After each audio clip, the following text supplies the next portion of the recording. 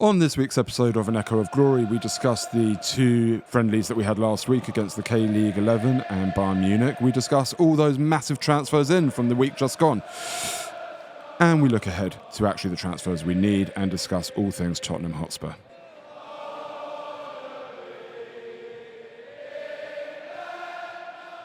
Welcome to An Echo of Glory, the award-nominated, globally listened to podcast concerning the good, the bad and the ugly, about everything concerning our beloved club, Tottenham Hotspur. Speaking about the good, the bad and the ugly, I'm your host, Gary Diamond. In absence of Johnny Blaine and Jake Robson, I will leave it to you to decide which of Johnny and Jake is the bad and the ugly. Fortunately, today we are joined in the studio by only the great, starting with Mr. Jake Sanders, whom I learnt a very valuable lesson last week. Never doubt his memory. Jake, good morning. How are you? I'm all right, you? Yeah, I'm good, and I apologise for having doubted you. I went home. So what happened was, Jake said that Mickey van der Ven made his debut against Brentford on the first day of the season. I insisted it was at home to United. I went home and checked, and Jake was right. So, but that guy checked on YouTube and still. Yeah, that was weird. that was a bit odd. Somebody commented on the YouTube channel saying that I was right, and so I thought, yeah, of course I am. And I looked it up, and no, I was wrong. So I think what we'll do going forwards is I'll just sort of assume that you're right, and your recollection of events when it's different to mine, we'll go with you, and it'll be the same relationship as I have with my wife. So so all good. We're also joined today by a new face, a new voice, Spurs lifelong fan, aficionado, knows everything about everything to do with Tottenham Hotspur. Ollie Spiro, welcome to the show. Morning, thanks for having me. Big fan of the show, so looking forward to it. Thank you.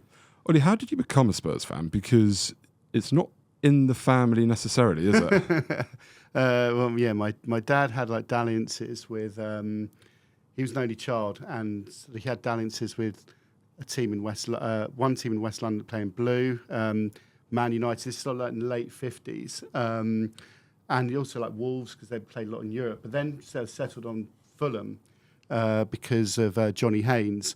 But then sort of coming into the sort of early 80s, my brother was born, he's 5 years older than me, and I think our next door neighbours were Spurs fans, so he became Spurs fan, plus also 81 Cup final, blah, blah, blah. So we were glory hunters, that's fallen apart massively.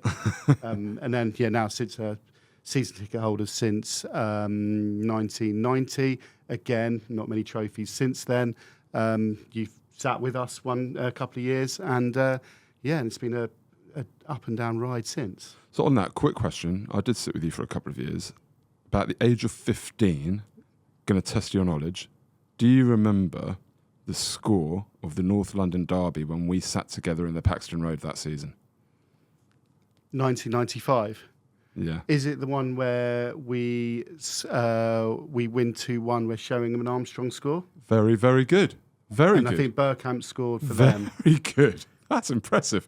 Okay, another one. His memory I won't argue with. So I was going to say that on the Van der Ven, he scored their second goal deflected off him. Yeah, that's what I don't remember that because he did it twice. He did it in his first two games. He did it away at Fulham in that cup game. Yeah. So here's the thing. Okay, so I looked it up, and as soon as I saw Van der Ven in the starting lineup, I had images. See, I don't remember that. Oh, goal I remember at all. it clearly. So it's weird. I remember how the memory Fulham works. one that looped over in the cup a few days later. I can't remember the Fulham one. No, I think. Well, we're going to come on to the potential ease of carving us open, but I seem to remember they got that dodgy penalty again. Something that's seems to go against our club. Then they went down the left, and Buemo missed a sitter. I think they missed a sitter just before, and then they went down the left. They pulled it back, and whoever it was it Buemo or someone like that, bobbles the shot. And it came off the bottom of his thigh. It kind of bobbles over the car. Yeah, and I remembered it. As soon as I looked it up, I was like, oh, of course. Because I remember him signing on like the Monday. We'd been early, and I remember thinking, young guy, Premier League debut, opening day, but he just chucked him in, and he was. Yeah, but never looked back. So I think coming on to like where we're going to end up talking today, Van der Ven was signed 4 or 5 days before the season, before that game. Indeed. So and hopefully we get another. Well, we definitely. Well, let's get into it then, because as usual, we'll start with club news from this week. Loads to discuss. All those signings in, all those transfers out. But there is some club news, so let's get into it. It's been announced that Haringey Council have agreed to 30 live events at the stadium outside of footballing events. So 30 live events in the calendar year. Any comments, any thoughts? It's a great signing. Isn't it? It's going to be so great good. for us. Transformational, right? Put that in your trophy cabinet. Yeah. No, listen, I think it can't be dismissed. When you see the likes of, Taylor Swift playing at Anfield and the Radcliffe. But we want it to actually help the club. We want to see it helping the club, of course, because to us fans that just means nothing. No, of course. And you can understand where the criticism's coming from with, more live events, well, where are the signings? And when you don't see the signings, but ultimately, then, of course, it's good for the club. It's got to be good for the club ultimately, but we need to see the fruits of that. Other brief news, fixtures announced for the women's team. They will start their season on Sunday, the 22nd of September, at home to Palace. The under-21s will begin their defence of the title away to Chelsea on Friday, the 16th of August, 7 o'clock. That will be a cracker for the first day. And the under-18s will begin their season on Saturday, the 17th, at home to Palace. That's about it for club news, because sadly there are no signings in or out. So let's get straight into the two friendlies from the last week, starting with the K-League All-Stars, where we got a glimpse of one of our new signings, in fairness, Yang Min Hook. Did you guys watch it? I watched bits of it. It was what we've come to expect, even against this sort of lower opposition. We could score a bunch, but we can also concede a bunch against anyone, which is, I don't know if you can look too much into a friendly, but it's still a bit concerning. Is it? I know we've got the majority of our defenders missing, and we've had your Royals and Grays and Skips, and Davis is playing at centre back, but as we mentioned off air, we should get carved open by anyone so easily, which is a bit concerning. But it's nice to see Sonny in a bit of form.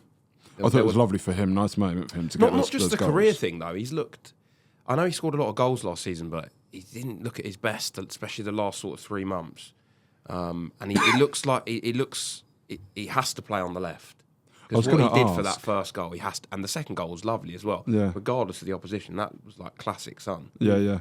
I was going to ask, and we'll come on to the strike. We touched on strikers last week, and obviously a lot of links to Solanke this week. So we'll come on to that. But are we now, Ollie, at a point where you agree with Jake? Son is not a 9. He has to play on the left. To be honest with you, I've always thought that. I don't think anyone's not thought that, really. Well, I know he had Ange. No, I know, but I think that was it's born out of necessity. Yeah, I don't know. There was times where Richarlison was injured, and he played. I remember the first few games, Son started the season really well, and he just kept him there. I don't think it was ever hugely working. If you go back to, and I've got hazy memories of this, clearly mid-90s North London derbies are better, but you look at the Liverpool game, and Richarlison was playing on the left of the forwards, and that was in the so-called glory days. And this is just off the top of my head, so I can't really think anymore. So I think Son was very much the idea to be in the middle, and the physicality of the Premier League and Son's, let's be honest here, his lack of pressing, his, I think that's changed matters. First time, he then went back to the left when we played against Newcastle at home, and he destroyed Trippier. That was his best game last season. By that was it was his best all-round game. You think about where Son's been the most devastating in his career. It's obviously he had this quite a good centre forward next to him, but playing those balls outside the inside the fullbacks, and then cutting on the right. You look at the best teams in the league; they don't really have the best number 9s. They've got the best sort of inverted wingers. And Son was one of them. I'm not sure. He's still obviously very high up, but not sure how long he's got at that level. So we'll move on to the game against Bayern Munich, because I think there's probably a lot more telling signs about us in that game than there was against the K-League. But we did get a glimpse of new signing Yang Min Hook.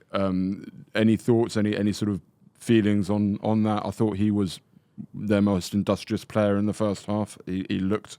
From lively. what we heard last week from our Korean expert, is exactly what I sort of thought it would be. There was that one moment where he had that chance. I don't know who he was against, but that's sort of what I expected him. The few clips I've seen, that's sort of what I expected him. It wasn't there that clip doing the rounds where he sort of sold Royale. That's the kind of profile of player that I expected. Yeah. Quick, nippy, will go at you. Yeah. And a bit raw, in the final third. So he looked promising.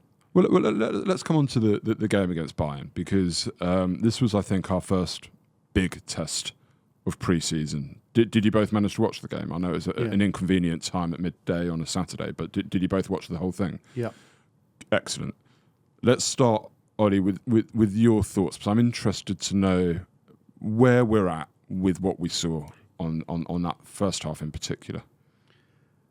You know, when you watch Spurs on TV and we've just conceded a chance and your nerves are shredded, they're showing a replay of said chance, and by the time they have to cut the replay off, and then the other team have got the ball back and they've cut through you again, and there's another chance. And it was like one of those. And the worrying, that gives me terrible of that North London derby where we went 1-0 down and they were showing the replay. And they scored the second one. They were showing the replay. They were showing the replay and they cut the replay. Was that 5-2? Was it that? No, one? it was 3-0. Yeah, 3-0. Sorry, I just got a terrible flashback of that. But I know what you mean. You think, how have we possibly lost the ball already when we've got a goal kick? We'd have a goal kick, or the ball's gone out to the fullback and they've pressed us and it's gone out for their throw, level of the edge of our box. And the worrying thing is, and this is no surprise, because we haven't actually got any new first team players into the team, and as a consequence, it's still the same as it was from the second half of last season. Which obviously, Jake's the stat man here. The stats were really bad in that second half of the season. All the sort of like things you don't want to see with the team. The XG that Bayern would have had, I checked the stats at half time, and I think we'd had one shot, which I can't remember what it was, and they'd had sort of 13, 14. And that's the worrying thing. Sorry, but it's not as if we're conceding a high XG, but having a really high XG ourselves. We're being found out at both ends of the pitch. That's worrying. Well, it was a theme of, again, I know we've had, arguably our best three players missing in, the two centre-backs and the full-back. I completely understand that, Bentancur will make a difference. But that first half was like a theme of times last season. We can't really get out of our own half. We're offering nothing. Vicario's making a bunch of saves, and we go in at half-time at 1-0. Again, the result's a bit irrelevant, but you think on another day we could have been 5 down in that game comfortably, easily, which is a worry. It is. I feel like both of these friendlies highlighted the continual concerns that we may see throughout the season. And one is that we played a Leicester team, dominated possession and territory, created a load of chances, but 1 or 2 passes and they were in. Yeah. And then on the flip side, you play a better team, Bayern, who are a fantastic team. They will go deep in the Champions League this season, no doubt about it, even with a new manager and company, who I think is inexperienced and probably will turn out to be a bad choice for them. But they're a very, very good, experienced, fantastic footballing team. And when you play a team like that, they're going to dominate possession and territory against us, create a load of chances. And actually, something that we discussed last season, you mentioned that you didn't think our front line was clicking. And we sort of agreed that it's because the ball doesn't stick. We don't have players who can retain possession. Sonny and Johnson on the wings, fantastically devastating if you can get the ball inside the fullbacks. But Johnson against Bayern was redundant. We couldn't get him on the ball. He doesn't retain the ball. And then in the middle of the park, if you haven't got players that are going to really protect the ball, and up front you haven't got a 9 that's going to protect the ball, you come up against a team like Bayern, and they're just going to walk all over you. So it kind of, the 2 games kind of, I think, really exposed all of our frailties. I think I completely agree, and I think what's quite interesting is, which is extremely rare ever in football, but especially in pre-season, we've got Bayern again on Saturday, which is really interesting because that can't happen again. If we really want to move, I know they're friendlies, but if we want to really move to the next level, he's got to do something about that. We can't have another first half like that, and we're at home as well. We're not in 35-degree heat. We should have a cup. I think the guys and it should be noted that Ange did say that he'd flogged them to pieces, so there may have been some tiredness in the legs. And I'm sure they're going to be eased in, for the next week or so. Play Saturday and eased in for the. But I'm interested now, even though it's just a pre-season game. I'm interested to see. Wasn't there another manager that flogged their players in pre-season in Korea, and then they sort of fell apart a few months later? Yeah, well, we've been here and seen that before. But I think I agree with you that we have to see a big improvement. And let's start talking about what happens on both Saturday and then beyond, because there are a few team selections, and this before we even get to transfers and so on. I'm keen to talk about Bissouma, because on the one hand, when he came on in the second half, I thought he made a difference, and we did start to retain the ball a bit more because he has that. Yeah. On the other hand, he sloppily gave it away 2 or 3 times and they nearly scored from it. And it's like, it's so infuriating. Yeah, What do we do with Bissouma? I don't know. I don't know where I stand with Bissouma because, the first season under Conte, everyone was crying out for him to start. There was, hardly played. Last season, it wouldn't have been outrageous to say he'd been top 3 players in the league after 9-10 games, And then I don't really know where I stand with him now. If we got a decent bid this summer, I don't think many people would have been against selling him. There was sort of a few talks towards, March, April. Maybe it's time to cash in on Bissouma. His attitude's not great. I don't know. I look towards the really talented guy that came, made himself a superstar at Brighton and made us buy him. But then I look and think his attitude's not great. He gives the ball away a lot. He's really sloppy. He sort of mopes around and think, should we be sticking with this guy? I don't know. What do you? Yeah, I'm in that camp. I don't trust him, but I don't trust a number of our midfielders. One of the themes that comes back is the ease at which teams can carve through us. We don't have a number 6. One of the themes I've seen, the best teams in the league, and we used to do it back in the day, is tactical fouls. Mm-hmm. Yeah. If you're a team that high presses and you're playing that risk reward of trying to win the ball back 30 yards from the opposition goal, there are going to be occasions when the teams get through that. That's 100 minutes of football. It's going to happen, of course. The best teams manage to brush past that player, bring them down, no yellow card, play on, and that guy will do that 6 or 7 times a game. And normally Spurs fans, you're like, how's he not been booked? But they do it well. We do that poorly. We are not good enough off the ball. That comes from players like Bissouma, and I'd argue Bentancur is inconsistent as well, and that's probably an injury-based It's got to be Maddison as well. Playing in that number 8, high up the pitch, he's got to recognise as well. When a team has turned it over and is breaking, got to make that foul. We're just seeing at the moment Conor Gallagher about to go to Atletico Madrid. Yep. I'm very much on the fence about Gallagher. I know you quite like him, but he actually, last season, in a Pochettino team, so a pressing team, this comes directly to the point you're making, he committed, I think, one of the highest numbers of fouls in the league last season and got away with it. He was very rarely actually booked. No doubt if he had come to Tottenham, he'd be booked straight away. But it's that kind of that pressing advanced player that I think you're talking about, yeah? Exactly that. And, we've lost someone in Holbier, put him into the basket of goods that, he had to go, and he did perfectly okay at Spurs, but, time to move on. We've lost an element of consistency, and that's not just consistency both on the ball, it's off the ball, it's fitness. He was always available every game. Bissouma, suspensions, Bentancur, still worried about, the after effects of the cruciate ligament. Sarr is still young, Bergvall, great, all young. They're going to be naturally inconsistent, might have high ceilings, great. We are missing leadership and consistency in the middle of that midfield, and I'm really surprised that we haven't pulled the stops out to buy an England international homegrown player. We'll come on to that as well. The squad is short of homegrown. Plus, you've also got the psychological thing of taking away our local rival's captain. But I think he would have been split the fence, because I think Spurs fans naturally would have been like, oh, I've got rid of Holbier, but actually I've now got my new figure of hate, which is Gallagher, because he's not Messi, because he's come from He'd be an easy target. It'd be a really easy target. So I think it would have split the fan base. But football isn't all about 11 ballers and vibes. You need some workers, and we do not have the workers and the game know-how in that team at the moment. I got a question. We're going to come on to signing a striker, but based on this conversation we've had and the way we sort of played, especially towards the end of the season, do we think it's more important for us to sign a number 6 or a striker?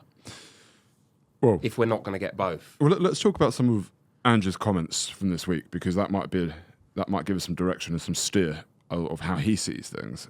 He said, and I was quite surprised, actually, he was very direct about the need of a striker, which I thought was unusual because we haven't heard that from him before. It shouldn't be unusual though, because we desperately need one. But in the context of what he's spoken about before, I thought it was unusual. I thought it was very direct. He spelt it out. I did wonder if it was a message to the board or a message to the fans or even a message to Richarlison of, we've got these offers from Saudi. Or get yourself fit. Or yeah, exactly. So you're right. Like, we talk about a 6 or a 9. I don't think that is what Andrew's looking at. So we can debate it as much as we want. I don't think that's what Andrew's looking at. I think he's got, in the 6, Archie Gray and Bissouma. And I think he is looking at Archie Gray to come through as the 6 longer term, mid to long term. So I think he's very focused on a 9. So let's go straight to that, because it is such a crucial area of the pitch, particularly in the way that we play. We can talk about Andrew's comments if you want and how you interpreted them, but it did also come off 24 to 48 hours of a lot of links to Dominic Solanke. So I'll chuck this back to you guys. Let's not talk about the 6. Let's talk about the 9. Where are you on Solanke? It's a difficult one. I'm very much on the fence because it's, he's had one really good season, but he had a really good season with Bournemouth. But he's, a lot of people will look at it and say, mediocrity, we should be looking higher, but he stocks high. He stocks really high. And the truth is, I'd prefer Tony to Solanke, but there's probably not a lot in it.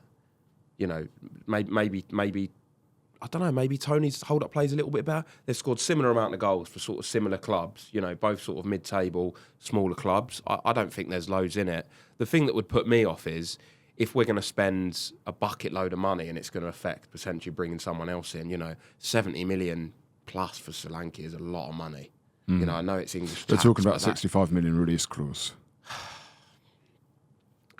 Unfortunately, the club we are and sort of market out there, as mad as it sounds, there's not that many strikers better we can get in. Ollie, what is the profile of a 9 that this Ange team needs? Well, I think a key element is pressing. Yeah, he can press, and he presses. He's a workman.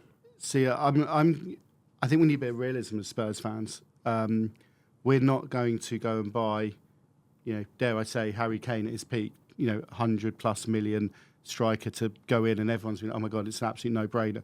We have to buy players at a certain level and hope that the jigsaw comes together with a manager and a culture and a DNA of the club that the sum of the parts are worth more than the whole. Mm-hmm. I do put Solanke into that.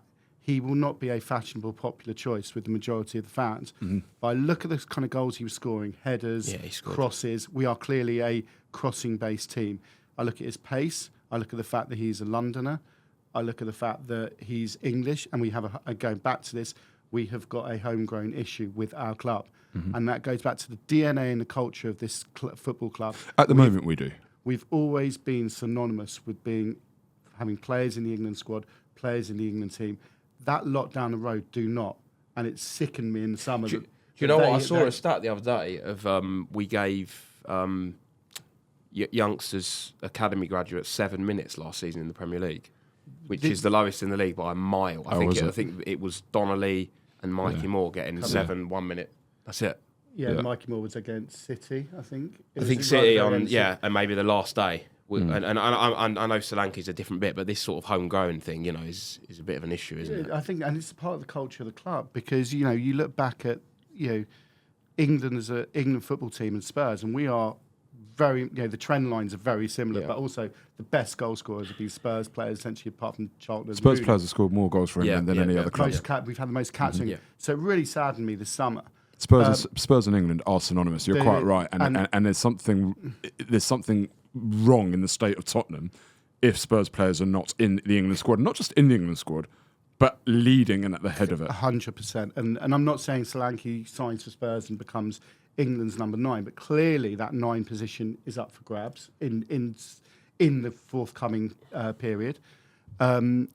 He fits our profile well. I don't think he's a world beater, but I just think there are enough things there that you can de-risk. And going to Tony, I think the problem with Tony, he's 2 years older as well. And his attitude. It's the attitude. The betting ban is just something that... And there's clearly a reason that a number of other clubs have swerved. There's no doubt about it. People talk about price tags and so on and so forth.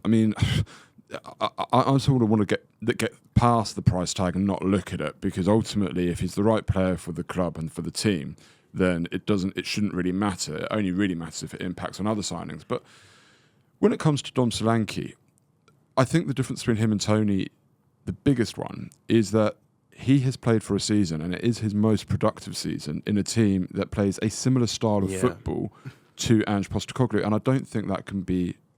You can't look beyond that. And I did say last week, a reservation of mine with Tony is that the teams that he has played for are generally deeper lying, deeper sitting teams. They're not the pressing teams. We know that Solanke can press. We know he can hold it up. We know he can score goals playing a very similar style of football in a lesser team. So the optimism should be there if we signed him, that he could step up another level. But what would bother me would be, well, if he was going to be the guy, he hasn't been at the Euros, he's had a summer off. What are we waiting for? Well, have we waited till now? He's got a release clause. Yeah. Well, he was left out of the Bournemouth team yesterday for allegedly Apparently injured. He was a fit. But going back to the high pressing of Bournemouth, I said earlier in the summer that if Postecoglou doesn't last, I'd be looking at the Bournemouth manager.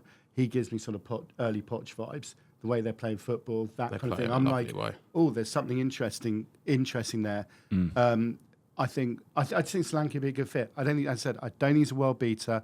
Also, my middle child is called Dominic, so I think we can go with that on the shirt. The thing we ask ourselves is, forget the injuries, and I know they do mean something, but is he better than Richarlison fit? If he's better than Richarlison and we think he's an upgrade, let's do it, because we can arguably swap him. We can get 50, 60 million for Richarlison.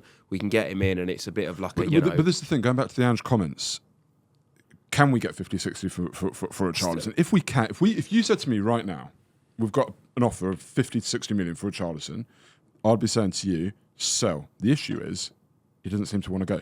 But that's the thing. It's easy for people to say, 60 million to Saudi. You've got to remember, this is a guy who, even with all of his injuries, is probably still Brazil's first choice number 9, and we've got a World Cup 2 years away. And, how much does it affect his, chances of being in the squad and starting games if he goes to Saudi? He's only 27, Richarlison. Yeah. Correct. So I think it's easy to flog him, but he's not going to go to Saudi. Then no one else is paying 50 million in Europe. Exactly that. Exactly that. And as to whether Solanke is better than Richarlison, Solanke first and foremost is more often than not fit. Yeah, that's which Richarlison is not. I think Solanke is actually a better player with his back to goal than Richarlison. I think he's a better presser than Richarlison, and Richarlison's a decent presser. I think Solanke's all-round game is better, and I think their finishing is on a par. So actually, I think Solanke in the air is an absolute menace. Yeah, I remember and we need that from set scored pieces. Against Forest last season. I don't know if either of you remember. Scored 2 amazing headers. Yeah, seriously good in the air. Yeah. So I think all round as a player, I would, if you gave me the choice, put money and everything else to one side, you gave me the choice, who do I want to see lining up against Leicester up front? And it's can tell you now, it ain't going to be well. Richarlison anyway. He's not coming straight back into it's the team. something new. Yeah. I feel like a lot of fans are sick of Richarlison. I know it's only been 2 years, but there's been a lot of issues. I'll take Solanke every day over Richarlison. I'll take Tony over Richarlison. I'll take Guy Cordes over Richarlison. And this isn't Richarlison hate. This is Richarlison having not been dependable, having had the opportunity, and I just don't think he's taken like it. Gallagher, Solanke seems really reliable, don't he? He just seems, he's always there. He's always fit. He's always in the goals. Doesn't really get injured until he pulls his hamstring after 12 minutes against Leicester next week, after we spend 60 million on him. I mean, look, their chairman's come out, made some comments, so obviously something has happened. Has he? What I didn't see. He said something about there is a release clause. We fully expect Solanke to be here, blah, blah, blah. Well, if someone pays it, if we pay it, he's gone. Yeah. If we want him, we can have him. To be honest with you, the problem with the release clause is the fact that they're based, I think, on the whole, on the fact that you've got to pay the cash up front. You can't do it. So exactly. So you go back to say the Porro thing. He had the release clause of 40, but I think we paid 45 because we'll say, look, we'll pay you more over over a period of time. Not many businesses, and going back to the events and everything like that, carry £65 million of free cash. That's really important. I think this is one thing that trust me, I'm going nuts at the moment, can't believe I haven't bought anyone, but I do have sympathy because you've got to balance cash versus ability versus, if I've got £15 million of today's cash allocated against him, that means I've only got 10 for the next guy. That means I'm now on to number 2 on this one. So they are clearly spinning plates. There's no doubt about it. And it's really, really difficult. Plus, I think that we've got the biggest credit card bill of outstanding cash on transfers in the Premier League. You know, like we've obviously got a big stadium debt, but that's obviously secured against an asset. Our footballers' assets, there are certainly diminishing assets to take Mr. Ndombele being one. But, these are, we've got a lot of outstanding bills as well. So you have to balance that cash because that comes out every year as well. So it's future payments as well. And so, it's a real balancing act. I do have every sympathy. That's why clubs like Chelsea and City, who never, or Newcastle in theory, don't have a cash problem. They can say, hello, Mr. Chairman, we'll pay you the 50 million up front because we have endless cash. And they'll take that deal immediately. Whereas we'll be like, we'll give you 10 now and next 40 over the next 5 years. It strikes me there is a frightening amount for us to do before we go into the season. We've still got so many questions. The likes of Reguilon in the squad, Lo Celso's still there. Skip, what's going to happen with him? These players that carry some value that we need to get out the door. Richarlison, another one we've discussed already.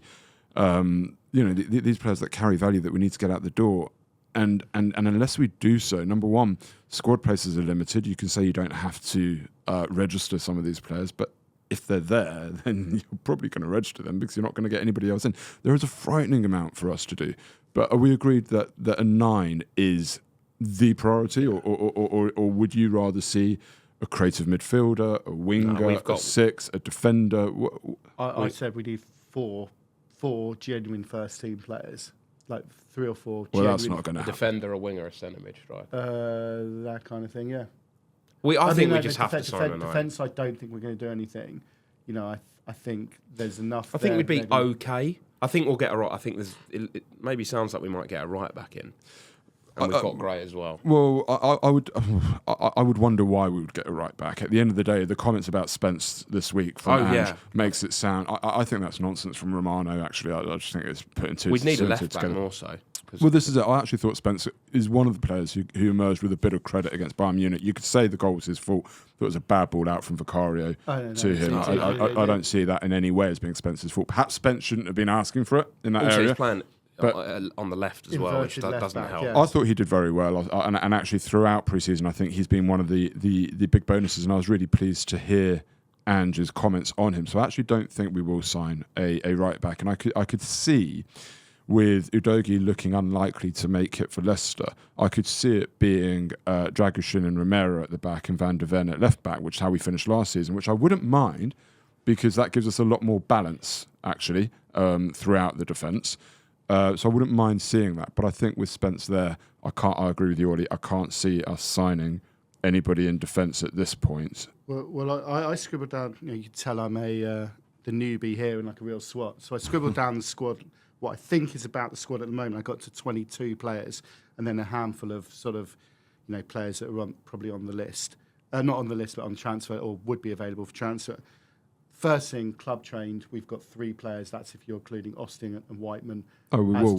So you've got 3 club trained players, including Skip. Yeah. That's an issue. So then that means you can't do your full 25. Unfortunately, there's not a huge amount we can do about that right now. I mean, unless you're going to go and sign Marcus Edwards or Walker Peters, which I don't think we should do either of them, right? So club trained is just an issue we're going to have to deal with until the likes of Donnelly, Moore, Devine, these academy players coming through and will qualify as club trained. We're just going to have to swallow that. Correct. So then the next lot, you've got the normal homegrown players. And at the moment, we've got Spence, Maddison and Gray. And I'm not sure if I'm missing anyone. And Johnson. Forster. Well, that's if you're going to register another goal. So Foster was on that second list of maybe/sold, which was Solomon, Forster, Reguilon, Valise. Solomon's another one. Valise. Solomon. I've never seen a first team player in Solomon who's been basically. So we've got a homegrown issue. So we cannot go and buy a reserve right back non-homegrown because that's just another waste of a squad place. I think the defence is not really going to be touched now because I think they're going to make do. They'll be Davis could be left back, left centre back, Van Ven left centre. You know, they're going to muddle through. I think with Spence now there as cover for right or it's left. basically a signing, isn't it? I mean, people. I know that people go mad. No, not a new signing, but it's a new addition that we didn't have. Yeah, it absolutely is. One thing I was impressed with by Spence was the fact that actually some of his back post defending was quite mature. Yeah, that's one of the things I picked up on because I think one of the criticisms you hear about him is obviously he switches off and if a fullback is kind of winning that header at the back post or that's a good sign that they're sort of his attitude looked really good as well. Yeah. So I fingers crossed. I agree with you. He is like a new signing. I said last week, the fact that he's homegrown, the fact that you will not sign a player that has his potential. Yeah. Right, for less than 30, 40 million. That's what I'm saying. Like all round, him being there as a homegrown player saves us a homegrown space, but also about 30, 40 million. So where is it in other areas of the pitch? Because at the beginning of the summer, we were talking about a right back or a left back or things like. If Spence is now going to be that guy, we have literally made a saving of 30, 40 million. Where is it? This always makes me laugh because you look off the pitch with Tottenham Hotspur Football Club. And you have absolutely no doubt that everything is done to the most meticulous of details. I mean, the spread. I work in commercial property, and I can't imagine the amount of spreadsheets and numbers that were done on that stadium had been frightening and beyond my comprehension. Everything to the last detail. On the pitch, I always used to say it kind of run like a taxi office. It's sort of this scattergun approach. It's like and Ange has said, like, oh yeah, we've been planning this summer for the last few months, which doesn't surprise me. We're talking about huge amounts of money that's being invested. So how do we look now that we're coming into August completely undercooked, completely open, and speak to 100 Spurs fans, and none of us probably agree with the team that's going to play against Leicester, and some gaping holes, and nothing's happened. And don't get me wrong, I don't think a lot's happened in the wider market as well for a number of reasons. It has been a very quiet summer. 100%. I think there's a number of reasons. Have Liverpool not even signed anybody yet? No, Liverpool. Again, being the class SWAT, I sort of went onto the Premier League website, had a look. So if you take out, and I haven't got the actual figures, I didn't go that detailed, but you take out the sort of non-PSR-based cheating deals, Liverpool haven't signed. Okay. Sorry, Liverpool haven't signed anyone. Arsenal have only signed Calafiori. The only club that seems to be making actual strides is West Ham and Villa. Yeah, but I think a lot of Villa is PSI, and they've lost some good players as well. Douglas Luiz is a big loss. And I don't rate Onana. I'm glad we didn't go for him. The one they did buy, which I do think improves, is actually Ross Barkley, and I think he could have done. I think he would have been a very good signing for us. Gary mentioned that in maybe February, March. That was I think that's a very astute signing. Was he on a free or was he? No, 5 million. It cost 5 million. The only club, though, I agree. The only club that seems to be making out of this sort of intertrading between Everton, Newcastle, Chelsea, and Villa, and whatever else, right? And it is basically intertrading for certain reasons. Let's not get into it. The only club that I think is really having a good summer is West Ham. But then you take a look at even the signing of Fulkrug, I think his name is, the German striker. He's 32 years old. They're spending 25 million on him, giving him huge wages, a 3 or 4 year contract. From day dot, there's no further value in him. And again, I know I said earlier in this very show, I don't care how much it costs, but at the same time, you've got to also be thinking about the future. West Ham, it feels like they're going quite big now, but irrelevant. I don't want to talk too much about West Ham.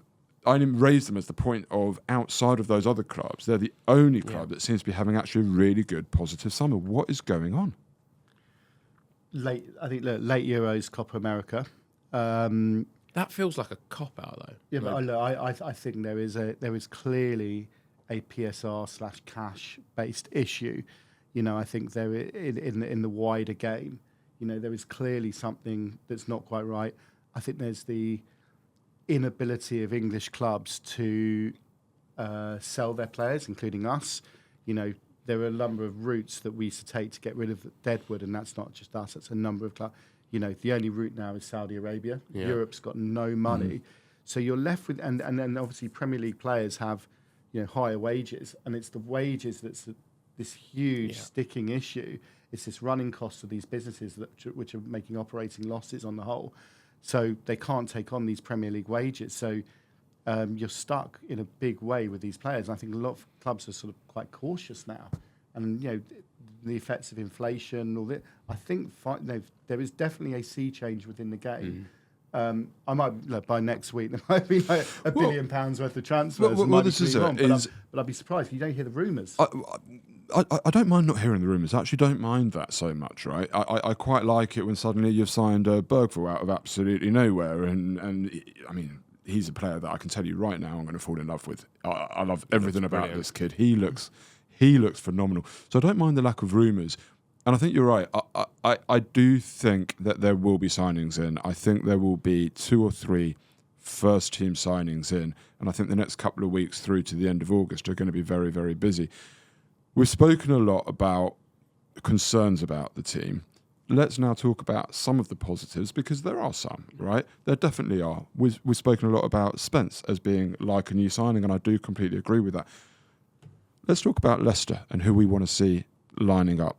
Lucas Bergvall is a huge question, isn't he? Like, does he start against Leicester? I've got my thoughts. What I said on Saturday, didn't I, in the group, I'm not one to say this one should be starting against this one instead of this one, but he's got to be hot on the heels of whoever was in Andrew's thoughts. Yep. I don't know the best balance midfield 3. But could we play Bissouma, Bergvall and Maddison in the same 3? I don't know. Could do. I'd be worried about lightweight. Bit unbalanced as well. If he's going to play, I think he has to play in the Maddison position. And if he drops Maddison... He's not going to drop Maddison. Not going to drop Maddison. Not against Leicester as well. One thing about Bergvall from Saturday that I noticed, there was... it's one of the things, he had a 50-50 with one of the Bayern players. Crunching in. A crunch, and he also shoulder barge on it. So one of the fears I had was, is he going to deal with pace? But then the Premier League is another, layer upon layer upon layer of pace on top of that. I don't see Bergvall starting. The other midfield combination. I mean, I think most of our guys who have played international tournaments over the summer are probably back at work today. Yep. So, I think Romero will definitely start. Regardless, Van der Ven will definitely start. Udogie we'll see on Saturday if he plays. Udogie, I don't think will make it for... He's not played for 4 months. Yeah, I don't think Udogie will make it at all for Leicester. I think we'll be lucky to see him in the first 3 games of the season. I think there's a long way for him to come back. Bentancur is fit, could come straight in. I think he'll be on the bench. Yep.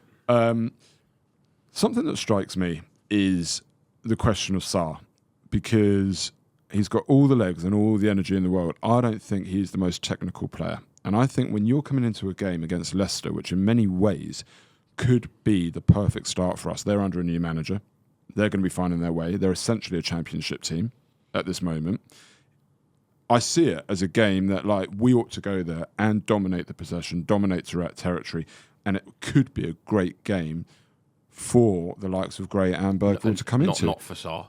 Not for Sarr. I don't think we need Sarr. Gray's got more chance to start than Bergvall on the basis you've played. You know this level of football.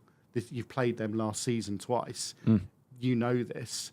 And he's let's be honest, he's a 40 million less road on level signing. He's I think ahead of the queue in fairness. I could see it being Gray and Bissouma. The only concern about Gray is he's absolutely fantastic. I'm not doubting him, but slightly loose in possession. Has been in quite midfield. A few times. I know it's pre-season, and I'm sure the pitch wasn't great, and it's boiling hot, and I'm sure he'd be a lot better on a Premier League pitch. But he looked slightly loose, and in the Premier League, if you do that, you'll get punished. You don't get as much time on the ball in the Championship. I think it is really unlikely that even if we sign players at this stage, unless it is a Solanke type player who could basically come and slot straight into the number. If we sign Solanke 3 days before the season, he'd start. He's in. There's He's in. I have a feeling that it will be. I'm not here next week, so I'm just going to go straight in with what I think the starting lineup will be. I think it will be Vicario in goal, Van der Ven left back, Dragushin and Romero and Porro. I think it will be. I think he's going to go Bissouma, Sarr and Maddison. I don't agree with it. I would personally go Gray in the 6, Bissouma and Maddison, with Bissouma in the 8-6. And I think this is where Ange needs to pull back a little bit and not have 2 8s that are quite as advanced as they are. And I guess that's what Sarr's meant to do, but he doesn't seem to really stop that many attacks. And I think if you've got Gray, Bissouma and Maddison, what you'll see against Leicester is a lot more retention of ball. Yeah. You've got, I think, Maddison which we're going to Bissouma. need in a game where we're going to have 70% of the ball. Yeah, and I think when you see like two ball players in the middle, like Bissouma and Maddison, I think Maddison will thrive on having somebody else in the middle that can draw players to him and be in tight positions up the pitch. Because at the moment, it feels to me, Maddison's getting a bit of stick, but it feels to me a little bit like teams know that they can push onto Maddison with a couple of players and not give him the room because we haven't got the creativity anywhere else. Bissouma actually can carve teams apart. We spoke about it last week when he makes the sort of little 1-2s on the edge of the box and he goes through. And he almost did it against Bayern, in fact. So I would like to see Bissouma more in that 8 role with a view to help Gray out as well, mate. Make sure you're disciplined. And then I think you'll have the front 3 of Kulusevski up top in the 9. That's now done, isn't it? Them Johnson and Son. That's it. Yeah. I think the team picks itself when you've not made any signings and we've got, a couple of players. Maybe Benson Cole would have been in with a chance if he didn't have a tournament. But I think the team, the fact that what that team's going to be tells you a lot about how the transfer window's gone. The fact that we're going into a season with a right winger starting up front. Yeah, and should we? I'll come back to the right. And should we be surprised when 5 minutes in we've had 2 huge opportunities to score? But going back to the right winger up front thing, I really like Kulusevski in this role. I'm not saying it's a permanent option, but go back to a couple of games last season, and interestingly, they're both actually when we had players sent off. Luton away and Nottingham Forest. He's a really progressive ball carrier. He worked really hard. I actually think that Forest away game actually killed him for the second half of the season. I think he also had a baby as well. But I think that first half of the season, his work rate was incredible, and especially through the middle. And I think he's quite an interesting option. There are other teams that come from this city that play with a false 9, and they're hard to play against, and they're sturdy. And maybe it's a different method to beat these deep blocks. So I don't want it as a permanent, but it's nice to have a separate option. And it's undoubted that he'll be starting it unless anything happens in the next 2 weeks. But going back to transfers, as I said, we need 3 to 4 100%. Premier League ready on the whole homegrown players. We need to get that English core back in the club. I agree with Kulusevski. I actually said last week that if we'd got a decent offer this summer, I wouldn't be massively against cashing in him. But I really like him. He's a brilliant footballer. Got to be much better in front of goal. Numbers have got to improve massively. Goals and assists. Yeah. Feels like I've never seen a player who has more shots blocked ever, and crosses blocked. So, but he's looked really good. He's been arguably been our best player. Yeah, I mean, I think Kulusevski is such a valuable player to the squad. I was a little bit concerned that his first big test against Kim Min-jae, I think he was an absolute monster of a defender, and he's probably the only player I've seen to physically really dominate Kulusevski. That was a bit of a concern, but he's a massively valuable player to the squad. Gentlemen, any other business? Anything that you want to get off your chest about Tottenham, about the transfer window, about where we're going? Or have we covered everything that we wanted to discuss? I think we've covered everything. Yeah, I think we wouldn't want to spend too much time in the studio. Right. Well, listen, we've got Bayern on Saturday. I won't be here next week. I don't know. I think you are. I don't know if you are. We should probably mention Harry Kane potentially. Should we? Yeah, he's going to be back. Don't care. It's a nice thing to do. Don't be that guy. Anymore. It's not that guy. Dyer was our best sub coming on for Bayern. He played us right in. I was like, there he is. There's my boy. It will be nice for fans to get a shot. Although it's a weird situation. Are you going? No. I don't do friendlies. I find it quite weird. I'm like sitting there in this beautiful stadium, and we've sold one of the best things ever. And don't get me wrong, I actually was quite happy for us to sell him because I think actually the journey had ended and I wanted our football to evolve. And I think you can see that in the way England are playing. We needed to evolve our game. We couldn't be reliant on one player. That aside, it's this weird sort of situation where we're still the little Tottenham Hotspur that Bayern Munich can turn up for a friendly against with their, gold-plated signing that's come from us. It's I find it a bit weird. I'm not sure other clubs would. Other clubs. It's a bit weird. You generally, and unless a player retires, you don't really get a chance to say goodbye to them. We didn't. None of them. Ali, Eriksson, Vertonghen, or Lloris, we did. But it's weird to do it a year later against you. It's almost like they're belittling us, saying, "We'll take your best player, but we'll give you." Do you know the last time I can think of that it happened? Go on. Paul Gascoigne with Lazio. It just doesn't Oh, happen. he did that friendly, yeah. Yeah, I remember a year and we later. did that yeah. friendly. Yeah. Look, I for me personally, I love Harry Kane. I love all the memories he gave us. And meanwhile, Jamie Donnelly came out this week and spoke with more passion and love for the club than Harry Kane ever did at any point. That is just a fact. I hope Jamie Donnelly goes on to do what Harry Kane did. I would love Jamie Donnelly to go on to do what Harry Kane, what he's done. What for Tottenham? What did you say? Yeah, absolutely. He spoke with such love and passion for the club. I've never heard Kane speak like that ever. But I love him. Yes, it would be lovely on Saturday. Enjoy it for everybody going. Gentlemen, thank you very much for joining us in the studio today. We got through it, which is great. Well hosted. Thank you very much for having me. A real pleasure. And we will see you next week for the next episode of An Echo of Glory, when Johnny will be back, I believe, with Jake and Jake, discussing Bayern Munich and really ramping up towards Leicester. Let's hope we've made some signings.